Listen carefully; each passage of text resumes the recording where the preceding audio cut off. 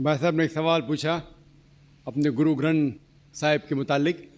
और अल्हम्दुलिल्लाह मैं भी गुरु ग्रंथ साहिब पढ़ चुका हूँ। और जिस तरीके से, क्योंकि वक्त मुख्तसर सा होने की वजह से मुझे वक्त नहीं मिला कि गुरु ग्रंथ को भी कोट करूँ।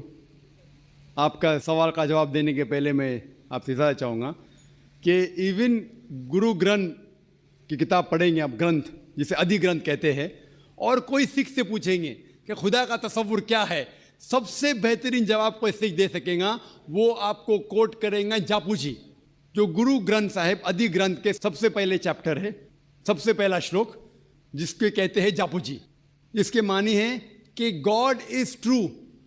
He is only one, he is not begotten and is free from fear and want. क्योंकि मैंने अंग्रेजी में पढ़ा हूँ इसलिए मैं अंग्रेजी में उसे कह रहा हूँ कि खुदा एक ही है, वो हक है, और वो ना किसी को जना है ना किसी को जनेगा, और वो इमॉर्टल है, ना कभी मर सकता है। और इसको सिखिज्म में जो खुदा को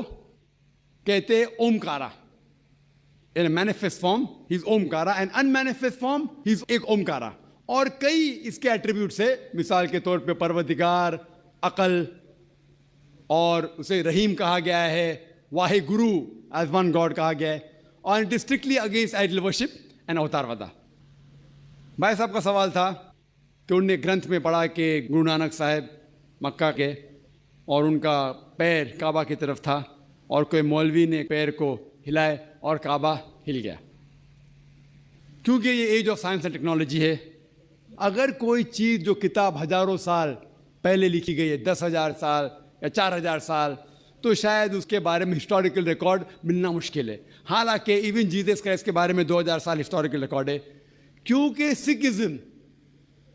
जो एकदम नया मज़हब है, जितने मज़ाहिब के मुकाबले हिंदुस्तान में नया है,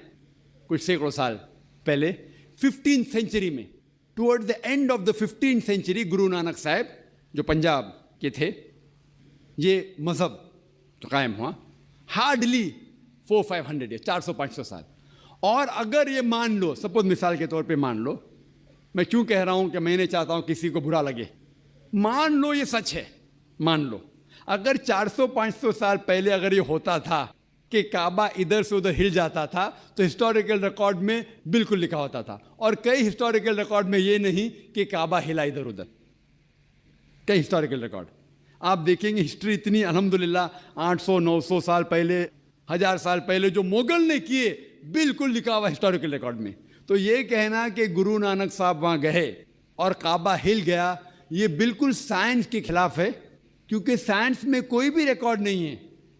वहाँ के देश के रिकॉर्ड में कहीं भी नहीं कि काबा हिला। तो इसलिए हम कहते हैं कि हो सकता है ये गलती से किसने लिखा होगा, न कई किस्से कहानी। ये मैं तस्लीम करता हूँ कि गुरु ग्रंथ साहिब में कई चीज़ें सही है, हक की बात है, लेकिन ये तस्लीम करना कि काबा